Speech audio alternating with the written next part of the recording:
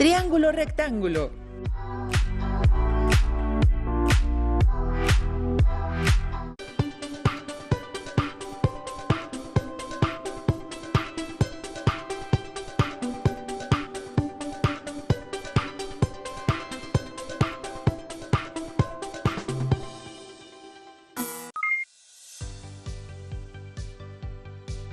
Estimadas alumnas y estimados alumnos, es un gusto estar con ustedes una vez más en esta sesión de matemáticas de tercer grado de secundaria.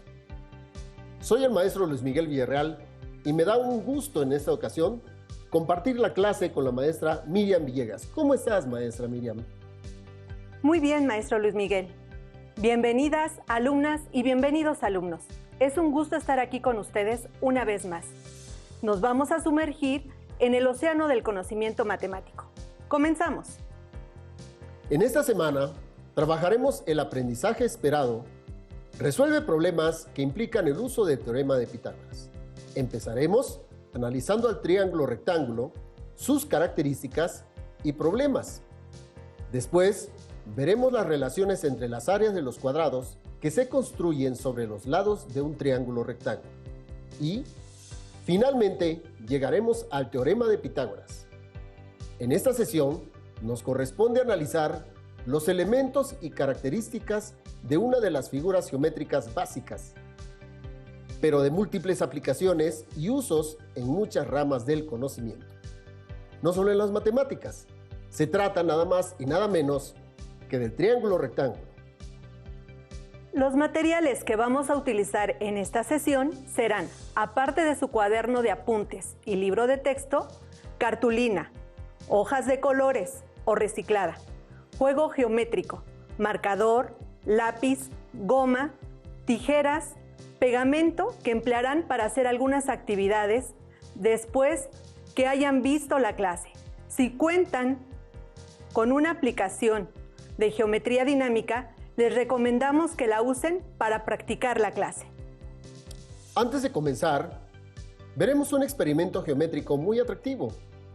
Es el rompecabezas de Dewdney, un acertijo abierto durante 100 años. Un brillante creador de rompecabezas llamado Henry Dewdney, en el año 1907, lanzó un acertijo que sería un dolor de cabeza para muchos matemáticos en aquel tiempo y que permaneció sin resolución en aquella época.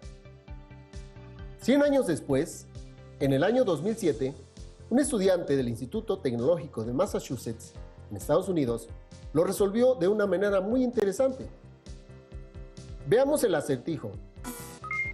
¿Se puede recortar un triángulo equilátero para formar un rompecabezas de manera que, al reordenar sus piezas, se forme un cuadrado? Sobre el papel no se ve muy fácil, ni interesante, pero al construirlo podemos notar algo muy singular.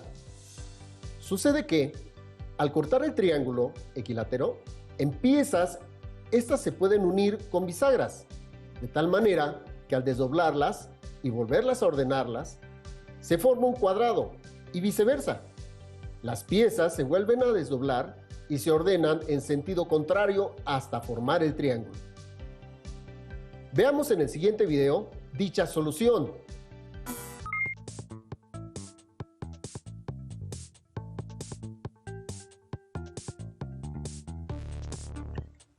Esta es la disección de Dewdney, en donde vamos a ver cómo un triángulo equilátero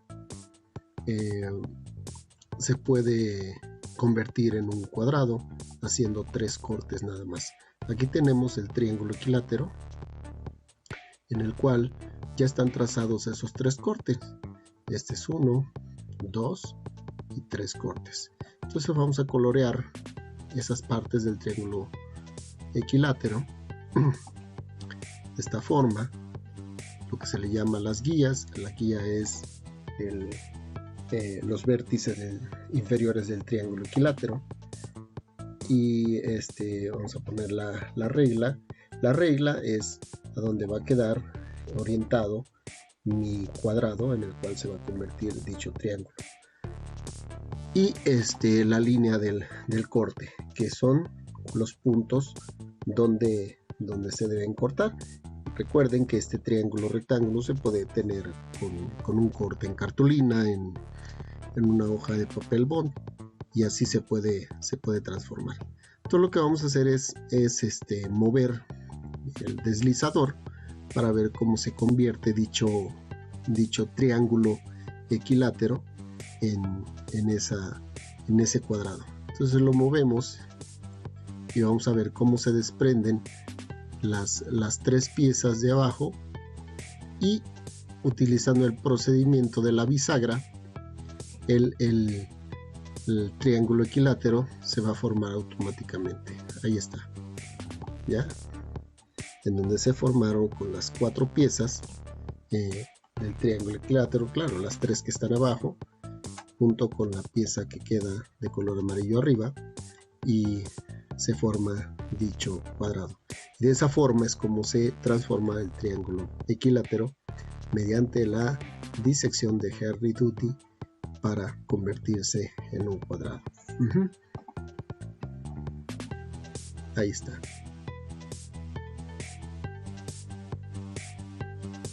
Ahí se regresa.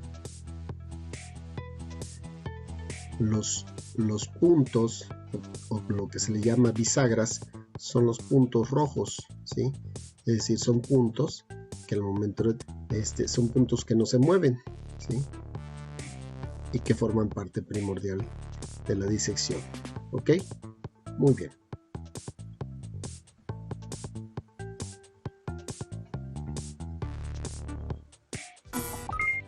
Se dice que Doodney se sentía tan bien con su diseño que se fabricó unos muebles que tenían esa forma.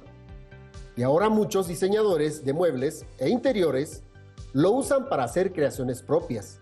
Incluso diseños de casas giratorias se han creado con esas formas. De ese tiempo, muchos matemáticos intentaron llevar dichas características a otras figuras geométricas planas, y en prismas, y en bases, y con polígonos más complicados. Y a través del tiempo, se fueron diseñando o creando figuras más sorprendentes con figuras geométricas impresionantes. ¿Podrán encontrar otra forma de resolver este acertijo? ¿Se animan? Inténtenlo. Si investigan en internet y otras fuentes, verán que así como esta demostración, hay muchísimas más, incluso más complicadas, disecciones de Doodney. ¿Y cómo se utilizan en la cotidianidad? Ahora, consideremos una de las figuras geométricas tal vez más simples, pero que tienen un gran significado y múltiples aplicaciones en nuestro entorno. Se trata del triángulo rectángulo. En sus cursos anteriores de matemáticas, estudiaron la clasificación de los triángulos con respecto a sus lados y también con respecto a sus ángulos. Recordemos cómo se clasifican los triángulos respecto a sus ángulos. Triángulos acutángulos. Son triángulos que tienen los 3 ángulos agudos, es decir, miden menos de 90 grados. El triángulo que vemos en azul, aquí, tiene sus 3 ángulos agudos. Los ángulos alfa, beta y gamma son menores de 90 grados, o sea, son agudos. Se denomina triángulo obtusángulo al triángulo que tiene un ángulo mayor de 90 grados, es decir, obtuso. Está representado en color verde, aquí. Ahora, en el tercer ejemplo, tenemos un triángulo en el que vemos un ángulo alfa igual a 90 grados, es decir, se trata de un ángulo recto. De ahí el nombre de este triángulo, es decir, triángulo rectángulo. En esa figura geométrica es la que estudiaremos. Ahora veremos una reseña histórica. En ella conoceremos cómo este triángulo rectángulo ha sido utilizado en diversas culturas. Maestra Miriam. Sí, claro, maestro Luis. Veamos. Hay registros en papiros desde mediados del siglo XVI, antes de nuestra era, sobre el uso de triángulos rectángulos. Los antiguos egipcios lo empleaban para fijar límites de las parcelas después de las inundaciones del río Nilo. Los egipcios observaron que uniendo con forma de triángulo una cuerda con 12 nudos separados a la misma longitud, se obtiene un ángulo recto y por lo tanto un triángulo rectángulo, obteniendo así el triángulo sagrado egipcio, de proporciones 3, 4 y 5 nudos por lado.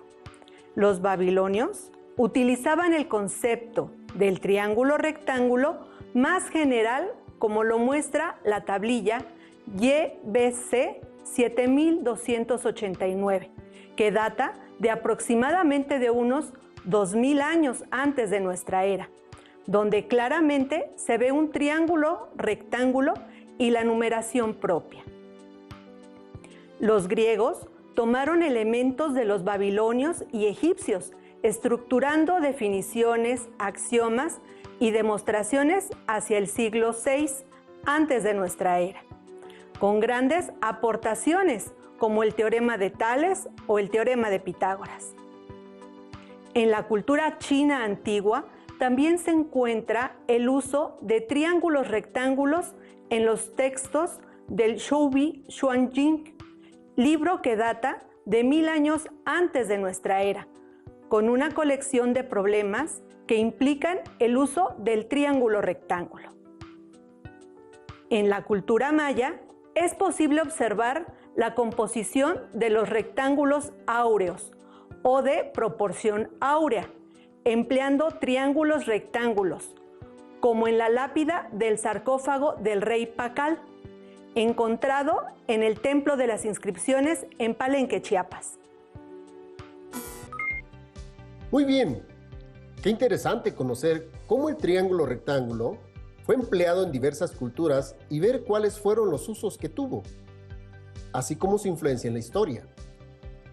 Muy bien, alumnas y alumnos, vamos a continuar con el análisis de nuestro triángulo rectángulo. Los elementos del triángulo rectángulo son los lados A y B, que se denominan catetos, cuyo término proviene del griego katetos, que significa que cae en perpendicular. El lado C, denominado hipotenusa, proviene del griego hipotenusa, formada por el prefijo hipo debajo de, del verbo teino, tuirar, y del ousa, participio femenino. Se puede traducir como firmemente sujeta o firmemente tensada. Los primeros geómetras griegos eran, como su nombre lo indica, medidores de la tierra, y para trazar se ayudaban de estacas y cuerdas. Entonces, para trazar un triángulo rectángulo, tensaban fuertemente una cuerda entre las estacas, formaban los catetos, es decir, entre los vértices. Como lo vimos en la definición, el triángulo rectángulo tiene un ángulo recto, formado por los catetos, y dos ángulos agudos bajo la hipotenusa. Consulten alguna fuente, como su libro de texto, para reafirmar estos conceptos y así ustedes mismos puedan indagar el origen de esas palabras del triángulo que estamos analizando. Una recta notable de los triángulos es la altura. Las alturas de un triángulo son las rectas que pasan por uno de sus vértices y son perpendiculares al lado opuesto de dicho vértice o a su prolongación. Un triángulo tiene 3 alturas. El área del triángulo se calcula con la expresión área es igual a base por altura sobre 2, donde B es la base o lado horizontal. H es la medida de la altura que va del vértice al segmento opuesto. Y por definición es perpendicular a B. En el triángulo rectángulo, la altura depende de la posición, que tiene 3 posiciones, y para las 3, el área se calcula de la misma forma, como puedes verlo aquí. Los triángulos rectángulos pueden ser elementos que generan otras figuras geométricas o que representan algún estudio dentro de ellas. Veamos. Cuando trazamos una diagonal a un cuadrado, obtenemos 2 triángulos rectángulos isósceles, es decir, triángulos con 2 lados iguales. Si se fijan bien, verán que ese triángulo tiene una característica que ya vimos antes. ¡Exacto! Son triángulos rectángulos congruentes. Cuando trazamos una diagonal a un rectángulo, obtenemos dos triángulos rectángulos escalenos, que también se dan cuenta son triángulos rectángulos congruentes. Ahora veremos un breve video de cómo se puede obtener los triángulos rectángulos escaleno e isósceles, utilizando para ello las figuras básicas del rombo y una circunferencia. Veamos. Muy bien. Vamos a obtener los triángulos rectángulos a partir de dos figuras geométricas básicas, en este caso el rombo y la circunferencia. Lo primero que voy a hacer es trazar mi rombo en esos 4 puntos que ya tengo indicados: I, J, K, L, I. Ahora voy a trazar sus diagonales: JL y K. Voy a colocar un punto en la intersección de las dos diagonales y con eso tengo 4 triángulos rectángulos escalenos congruentes. Voy a marcar uno de ellos.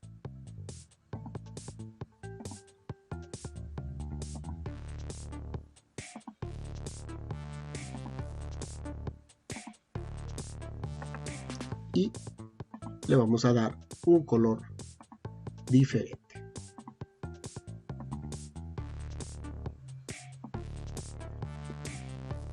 Ahí tengo mi triángulo rectángulo escaleno, que es congruente con los otros 3 que están en ese rombo. Ahora vamos con la circunferencia. En la circunferencia voy a trazar dicha circunferencia de radio BC y su diámetro con un segmento que va desde A, pasando por B, hasta C. Voy a colocar un punto en F y voy a unir con segmentos AF y FC. Y si vemos aquí, estoy obteniendo un triángulo rectángulo isósceles. Esto porque las diagonales AF y FC son iguales y este ángulo F es un ángulo de 90 grados. Voy a marcar dicho triángulo rectángulo isósceles.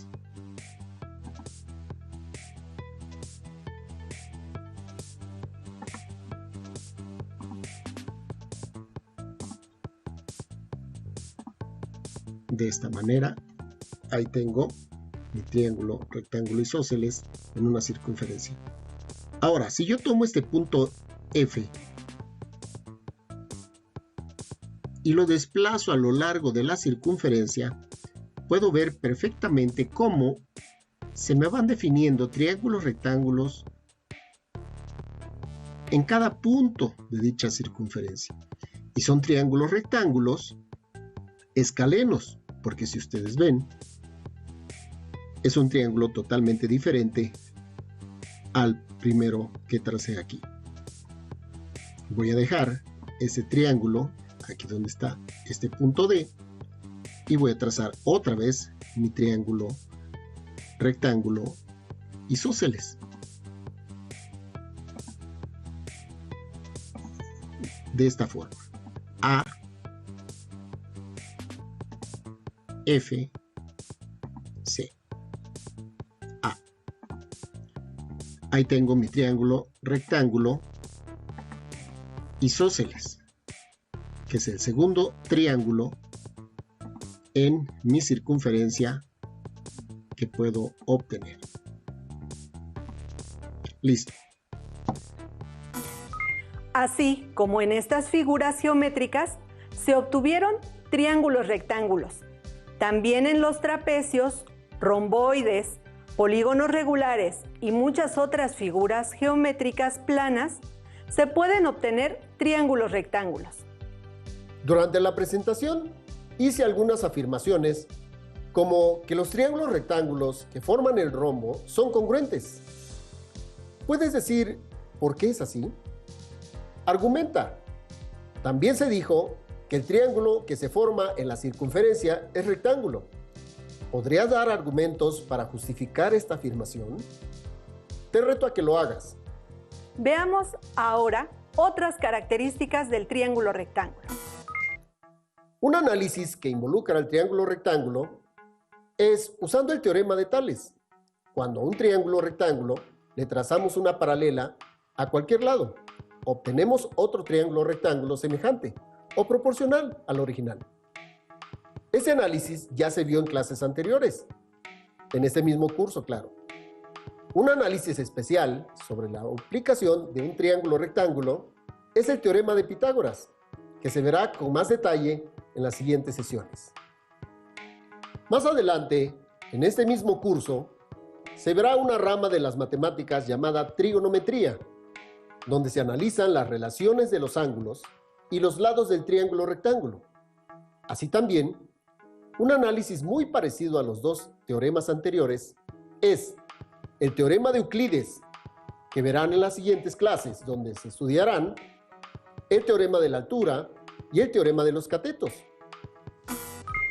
Ahora nuestra siguiente pregunta.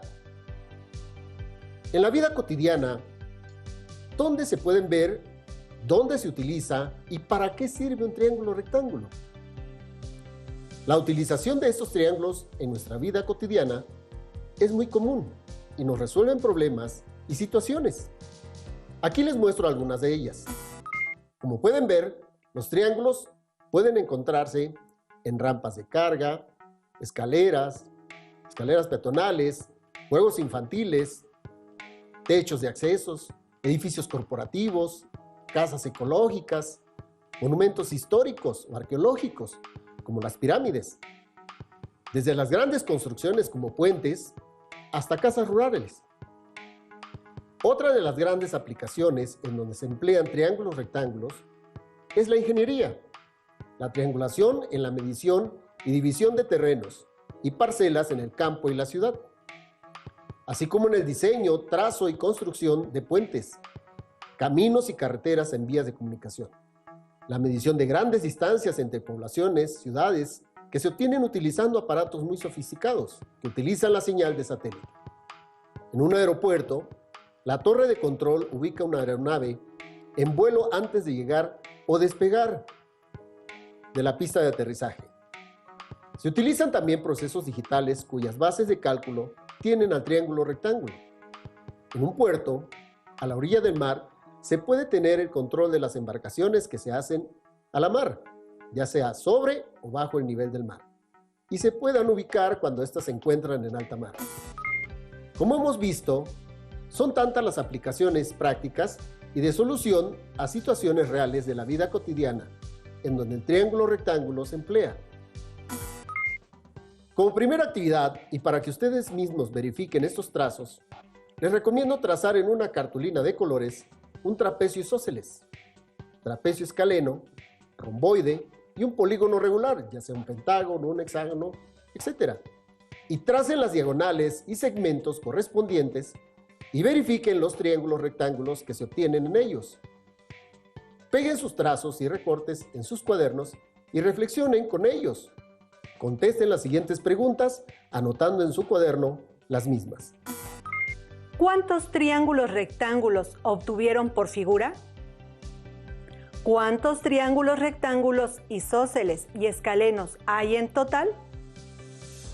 ¿Los triángulos rectángulos de cada figura son congruentes o semejantes? ¿Cuáles? ¡Excelente! No tenemos la menor duda que harán esa actividad y reafirmarán sus conocimientos. Muy bien, estimadas alumnas y alumnos. Ya casi terminamos. A continuación, vamos a una actividad que involucra al triángulo rectángulo y de donde se desprende nuestro reto final. Es importante que sigan bien las instrucciones para que ustedes mismos lleguen a las conclusiones. Nuestro ejercicio final se llama la paradoja del cuadrado perdido. Es importante que sigan bien las instrucciones. En una cartulina, tracen un rectángulo de 5 por 13 cuadritos. Pueden tomar cada cuadrito de 2 centímetros por lado, así como se muestra. Hecha esta cuadrícula, escriban en cada vértice del rectángulo las letras A, B, C, D, así como se muestra. Después escriban los puntos desde la E, G, H, I, J, K. Deben colocar bien los puntos, tomando como referencia los cuadritos del rectángulo. Verifiquen dónde se colocan las letras. Recorten el triángulo BEDC del rectángulo y no tiren el triángulo resultante. Obtenemos el área del triángulo inicial BDC, que es área igual 5 por 13, entre 2, igual a 32.5 cuadritos.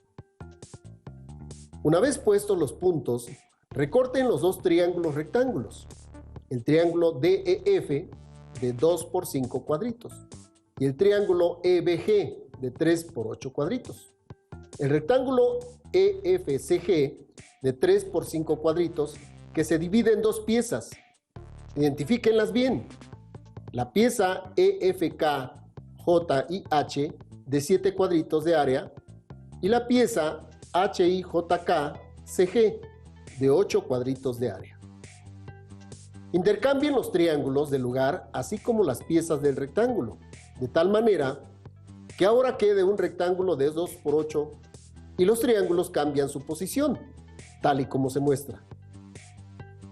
Vuelvan a reagrupar la figura con las piezas ahora en el lugar que corresponde, de tal manera que se vuelva a formar el mismo triángulo que teníamos al principio, sin sobreponer piezas ni forzar a que entren en otro espacio. Verán que ocurre algo muy raro. Sí, claro, falta un cuadrito exactamente.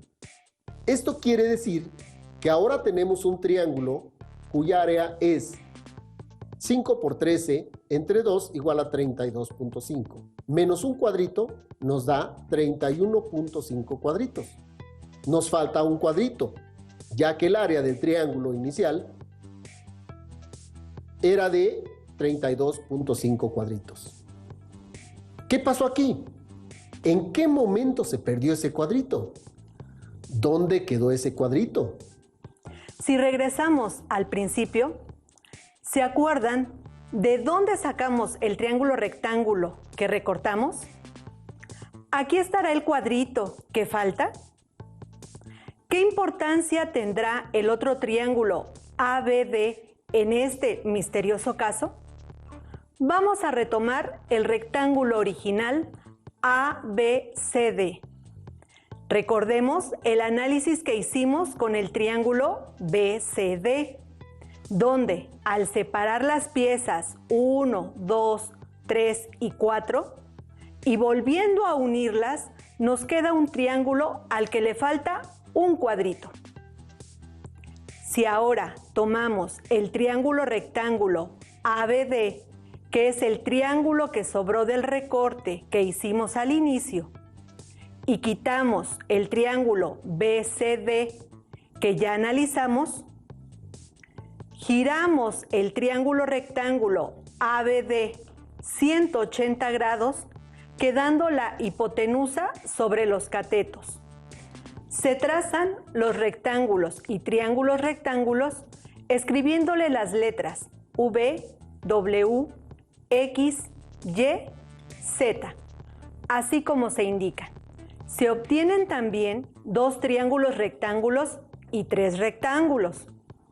Una vez enumeradas las piezas de nuestro rompecabezas, con las letras que indicamos, se separan estas piezas para cambiarlas de posición, tal y como se muestra. Noten que los triángulos cambian de posición, así como en el ejercicio anterior. En el siguiente paso, se vuelven a unir las piezas formando otra vez el triángulo rectángulo, sin sobreponer las piezas, ni forzar a poner una pieza en un espacio que no corresponde. ¿Ocurre algo raro también en este arreglo? Sí, ahora sobra un cuadrito. La pregunta es, ¿por qué sobra si ahora también son las mismas piezas? ¿Por qué en el primer triángulo el cuadrito se pierde? Ahora, en este segundo triángulo, ¿por qué sobra un cuadrito si en ambos casos el área es la misma? ¿Qué relación hay entre el cuadrito que se pierde y el que sobra? ¿Cómo explicarían este acertijo? ¿En dónde se perdió el cuadrito? Analicen bien el rectángulo original y deduzcan su respuesta. Fíjense muy bien cómo se dividió el rectángulo y se obtuvieron los triángulos analizados. Lleguen a sus propias conclusiones porque precisamente ese es nuestro reto final. Más adelante, en otra clase, aclararemos el resultado. Anota tus conclusiones en tu cuaderno. Si hiciste los recortes, pégalos. Reflexionen y encuentren la respuesta al misterioso cuadrito perdido. Muy bien, estimadas alumnas y estimados alumnos. Hoy en nuestro tema aprendimos uno de los triángulos más apasionantes que se pueden analizar desde muchos puntos de vista.